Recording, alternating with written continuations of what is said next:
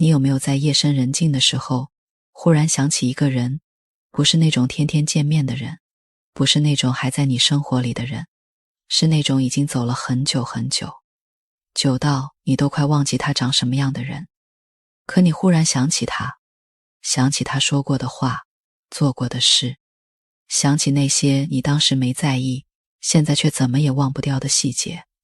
你想给他打个电话，发条信息，问问他在哪儿，过得怎么样。可你拿起手机又放下了，因为你不知道他是不是还记得你，你也不知道那些事过了这么久还能不能提。小王子里就有这样一个人，他是一个飞行员，开着飞机穿过沙漠的时候，飞机坏了，被迫降落在撒哈拉。沙漠里没有人，没有水，什么都没有。他以为自己要死了，可第二天早上他被人叫醒了。叫醒他的人是一个小孩子，那个孩子穿着奇怪的衣服，头发金黄色的，站在他面前说，请你给我画一只羊。这个孩子就是小王子。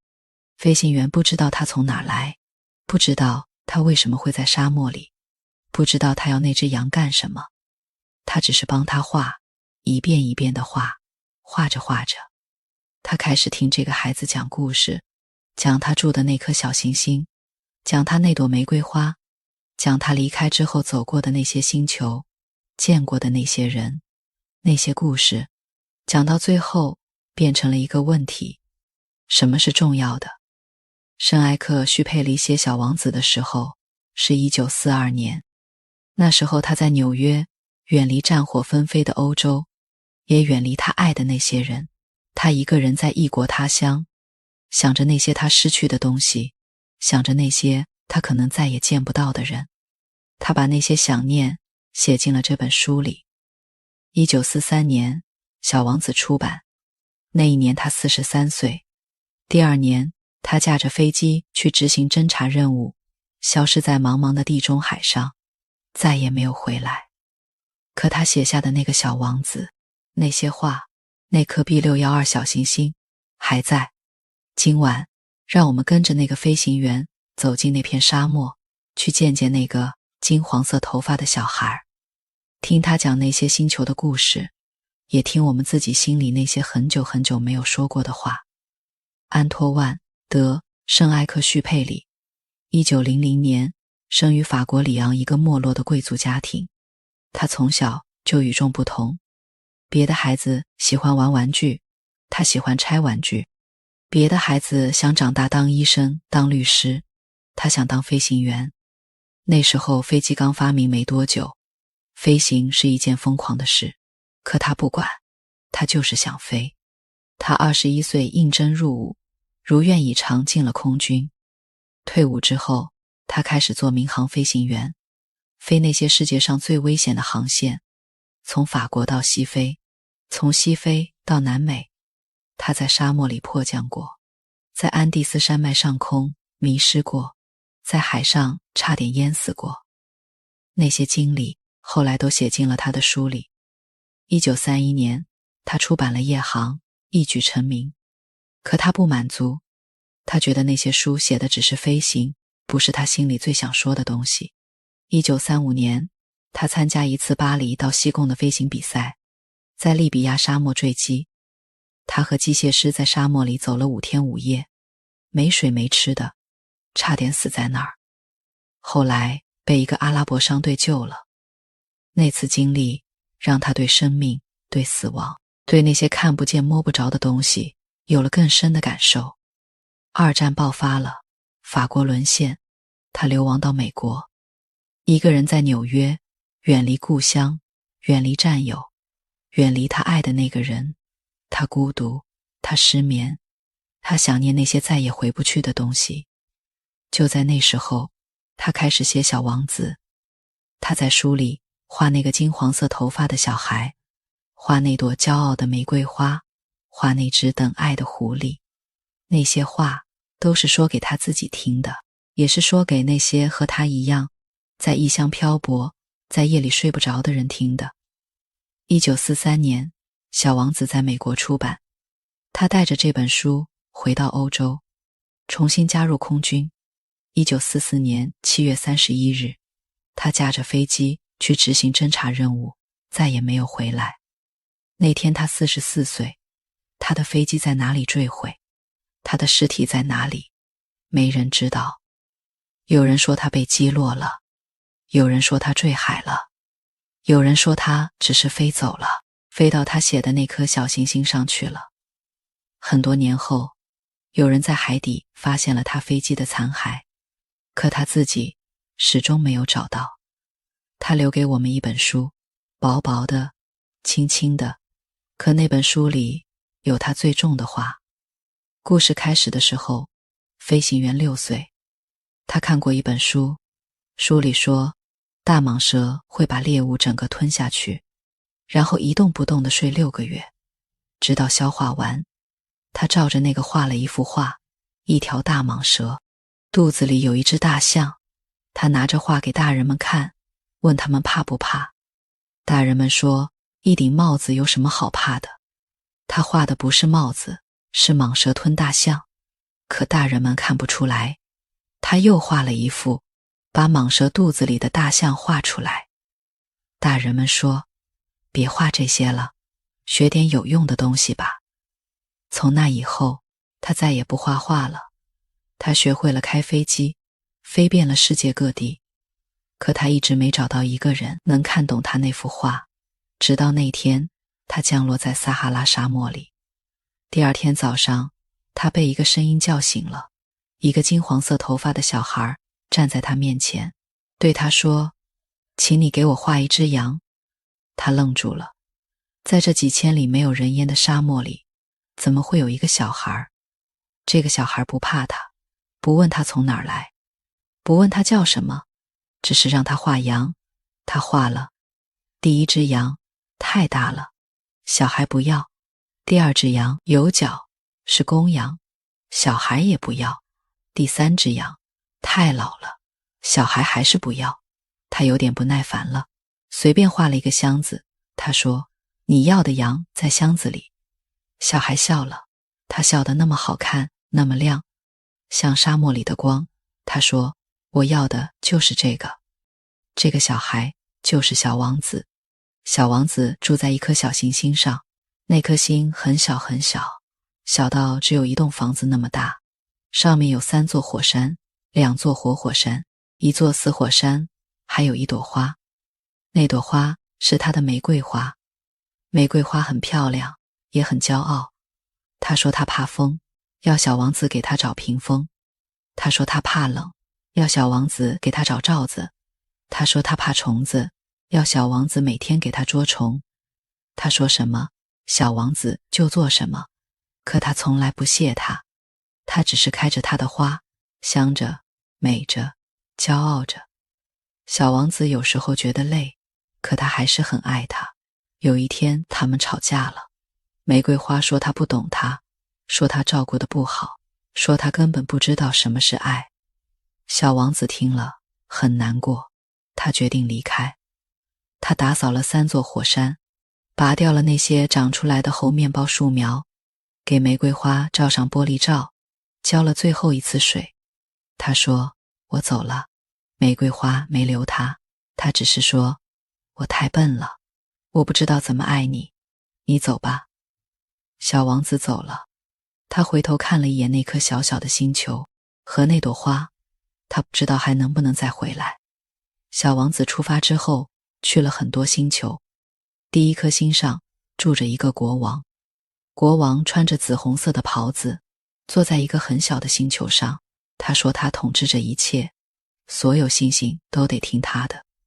可他的星球上只有他自己。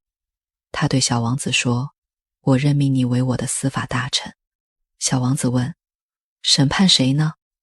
这里只有我们2个。国王说，审判你自己，审判自己最难也最重要。小王子觉得这个国王很奇怪，就走了。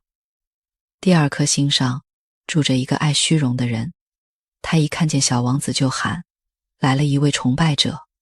他让小王子崇拜他，拍手，脱帽。小王子拍了，他脱下帽子致意，拍了10几遍。小王子累了，问：还要拍吗？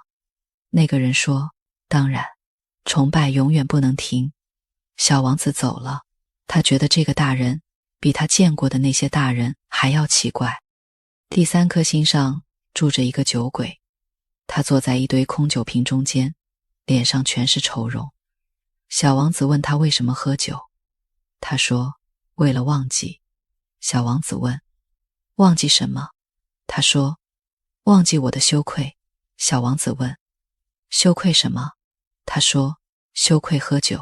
小王子走了，他有点难过，不知道为什么。第4颗星上住着一个商人，他忙得不可开交，头都不抬，一直在数星星。他说他数了5亿多颗星星，那些星星都是他的。小王子问：你拿它们干什么？他说：我数它们，然后把数字写在一张纸上，锁进抽屉里。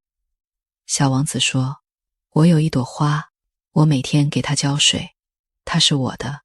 你有星星，可你什么也不为它们做，它们不是你的。商人抬起头看着小王子，一句话也说不出来。第5颗星上住着一个点灯人，他每时每刻都在点灯熄灯，因为他的星球转得太快了，一天只有1分钟。他刚把灯点上，太阳就落下去了，他又得熄掉。他累得喘不过气，可他还在坚持，因为他接到的命令是天亮点灯，天黑熄灯。小王子说：你可以走慢一点，或者躺下来休息。点灯人说：不行，我要忠于职守。小王子有点喜欢这个点灯人，因为他做的是有用的事，可他的星球太小了，装不下2个人。小王子只好走了。第6颗星上住着一个地理学家，他坐在书桌前写那些厚厚的书，他不出去考察，只等着探险家们回来告诉他。小王子问他：你的星球上有花吗？他说：不记，那是转瞬即逝的东西。小王子愣住了，转瞬即逝是什么意思？地理学家说，就是随时可能消失的意思。小王子想起他的花，心里忽然难受起来。他问地理学家：你应该去哪里看看？地理学家说：去地球吧，地球很有名。小王子走了，他要去地球了。地球和那些小星球都不一样，它太大了，人太多了，什么事都有。小王子落在一片沙漠里，他走啊走，走了很久，一个人也没看见。他有点怕。后来他看见一条蛇，蛇是金黄色的，躺在沙子上，一动不动。小王子问：人在哪里？蛇说：在沙漠里，人太少了，风把它们吹来吹去，它们没有根。小王子不明白。蛇说：我可以帮你，如果你哪天想回去了，我可以送你一程。小王子继续走，他翻过一座沙丘，看见一片花园，花园里开着5000朵玫瑰花，和他的那朵一模一样。他哭了，他以为他的玫瑰花是世上独一无二的，现在他看见了5000朵一样的，每一朵都和他的那朵一样美。他那朵还有什么特别？他趴在沙子上哭，哭得很伤心。就在他哭的时候，一只狐狸跑过来了。狐狸说：你哭什么？小王子说：我以为我有一朵独一无二的花，可这里到处都是。狐狸说：它不特别吗？小王子说：它和这些一样。狐狸说：不一样。小王子愣住了。狐狸说：你听我说，对我来说，你只是一个普通的小孩，和成千上万的小孩一样。我不需要你，你也不需要我。可如果你驯服了我，我们就彼此需要了。对我来说，你是世上唯一的，对你来说，我也是世上唯一的。小王子问：驯服是什么？狐狸说：是建立联系，就是你每天来看我，同样的时间，你下午4点来，我从3点就开始高兴，越靠近4点，我越高兴，这就是驯服。小王子懂了，他每天来看狐狸，每天坐在同样的地方，狐狸一点一点靠近他，不再害怕。后来他们成了朋友。临走的时候，狐狸说，我告诉你一个秘密，那个秘密很简单，只有用心才能看见重要的东西，眼睛是看不见的。小王子记住了。小王子又回到那个玫瑰园，他看着那5000朵玫瑰花，对他们说，你们很美，可你们是空的，没有人会为你们死。我的那朵玫瑰，我用屏风给它挡过风，用玻璃罩给它遮过雨，给它捉过虫，听它发过牢骚，它是我的玫瑰。那些玫瑰花低下头，不说话了。小王子明白了，让他的玫瑰变得特别的，不是它本身，是他为它花的时间。那些时间让那朵普通的玫瑰变成了世上唯一的一朵。小王子在沙漠里走了很久，渴得不行。他问飞行员，有没有水？飞行员也没水了。2个人一起走，找水。后来他们找到一口井，井边有个路层，还有一只旧的水桶。他们打起水，喝了一口，那水甜得像夜空里的星星。飞行员想起一件事，这个井离他迫降的地方很远，小王子怎么能走这么远？他一个人怎么找到的？小王子没回答，他只是坐在井沿上看着天。他说，你知道吗？我住在星星上，所以对我来说，所有的星星都变得不一样了，因为我知道有一朵花在那颗星星上。等我回去之后，晚上抬头看天，所有星星都在笑。他们在井边待了一夜。第2天，小王子要走的时候，飞行员哭了。小王子说，你别哭，你以为我要走了，可我不是真的走，我的身体太重了，带不回去，我只是把它留在这里。你看天上的时候，如果你听到笑声，那就是我在笑。他让飞行员画了一个嘴套给他的羊用。他说，我的花不用玻璃罩了，我知道它会保护自己。那天晚上，他一个人往沙漠深处走去，他走得很慢，很轻，金色的头发在风里飘着，像一缕光。后来他停下，站在一块石头上，有一条蛇，金黄色的，正等着他。他回头看了一眼，对飞行员挥了挥手，然后他不见了，只有那片沙漠和那个再也看不见的人。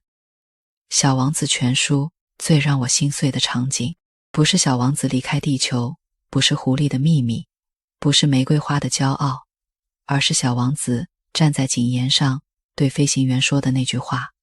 那时候天快黑了，沙漠的风开始变凉，飞行员打了水，2个人坐在井边喝，水很甜，像沙漠里的奇迹。小王子忽然说，你知道吗？我住在星星上，所以对我来说，所有的星星都变得不一样了，因为我知道有一朵花在那颗星星上。等我回去之后，晚上抬头看天，所有星星都在笑。飞行员看着他，没说话。小王子继续说，你也会有那样的星星，你看见星星的时候，就知道我在那颗星星上笑。所有的星星都会笑给你看，只有你一个人能听懂那个笑声。飞行员还是没说话，他只是看着那个金黄色头发的小孩，心里又疼又软。小王子说，你还记得那幅画吗？你给我画的那只羊在箱子里，以后你看见星星，就会想起那个箱子，想起那只羊，想起我，我也会想起你，想起这片沙漠，想起这口井。他笑了一下，那个笑和沙漠里的光一样，让人睁不开眼。飞行员终于开口了，他说，我会想你的。小王子说，不用想，我就在那儿。他指了指天，天上一颗星星都没有，天还没黑透。可飞行员知道，等天黑了，那颗星星就会出来。那颗很小的星星，那朵花住着的星星。这个场景没有眼泪，没有拥抱，没有那些该有的告别，只是一个孩子坐在井沿上，说着一件很普通的事。可他说的那些话，让那些星星从此不一样了。从那以后，每一个读过《小王子》的人，抬头看天的时候，都会想起他，想起那个金黄色头发的小孩，想起那朵玫瑰花，想起那只等爱的狐狸，想起那句重要的东西，眼睛是看不见的。那些星星真的在笑了。小王子是一本很小的书，薄薄的，轻轻的，一个晚上就能读完。可它里面的话能让人想一辈子。狐狸说的那个秘密是整本书里最重要的话，只有用心才能看见。重要的东西，眼睛是看不见的。什么是重要的东西？爱是看不见的，可你能感觉到；友谊是看不见的，可你能记住；时间是看不见的，可你能用它换来什么？那些真正重要的东西都不在眼睛能看见的地方。我们这一辈子看了太多东西，看手机，看屏幕，看别人发来的消息，看那些闪来闪去的画面。我们以为自己看见了很多，可那些最重要的东西，我们可能从来没看见过。关于驯服，狐狸说的驯服是建立联系，是你为一个人花时间，那个人就变得不一样了。我们每天遇见那么多人，可真正和我们有联系的有几个？那些我们愿意花时间的人，那些我们愿意陪着的人，才是真正重要的。小王子懂了，他的玫瑰花之所以特别，不是因为它本身特别，是因为它花在他身上的时间，那些给他浇过的水，那些替他捉过的虫，那些为他挡过的风，让他成了唯一。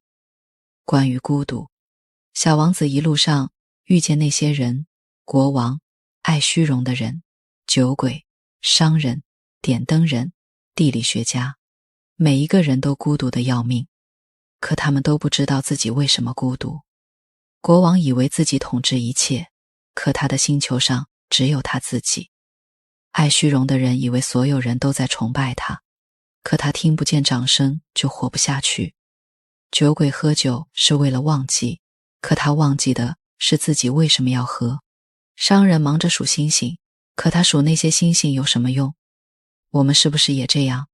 忙着忙着，把自己忙丢了，走着走着，把自己走丢了。关于时间，小王子对商人说，我有一朵花，我每天给它浇水，它是我的。你有星星，可你什么也不为它们做，它们不是你的。时间花在哪里，你的心就在哪里。你每天刷手机，手机就是你的。你每天陪一个人，那个人就是你的。你每天想一件事，那件事就是你的。不是拥有，是连接。那些你花过时间的东西，才是真正属于你的。关于告别，小王子离开的时候，他说，你以为我要走了，可我不是真的走。那些离开我们的人，是不是也这样？他们走了，可他们还在，在你说过的那些话里，在你做过的那件事里，在你忽然想起的一个瞬间里，只要你还记得，他们就还在。关于长大，大人们为什么看不懂那幅画？因为他们已经失去了看画的能力，他们只看得到帽子的形状，看不见蟒蛇肚子里的大象。我们长大了，学会了看表面，学会了算得失，学会了那些大人该会的东西，可我们也失去了那些孩子才会的东西。看见秘密的能力，相信奇迹的能力，为一件小事高兴一整天的能力。小王子说，所有的大人都曾经是孩子，只是很少有人记得。你记得吗？那个金黄色头发的小孩还在眼前晃，他站在井沿上，指着天上的星星，说那些星星在笑。你可能会问自己，我的星星呢？我在那颗星星上种了什么？我为谁花过时间？谁又为我花过时间？那些我看不见的东西，我还能看见吗？这些问题没有答案，但问出来的时候，你已经不是原来的你了。圣埃克徐佩里写这本书，是为了让每一个读过它的人心里能留下一点什么，一点光，一点暖，一点看不见却很重要的东西。如果有一天你也要离开这里，去一个很远很远的地方，你会留下什么，让别人抬头看天的时候能想起你？愿你的星星在笑，愿你看见那些看不见的东西，愿你还记得你曾经也是一个孩子。晚安。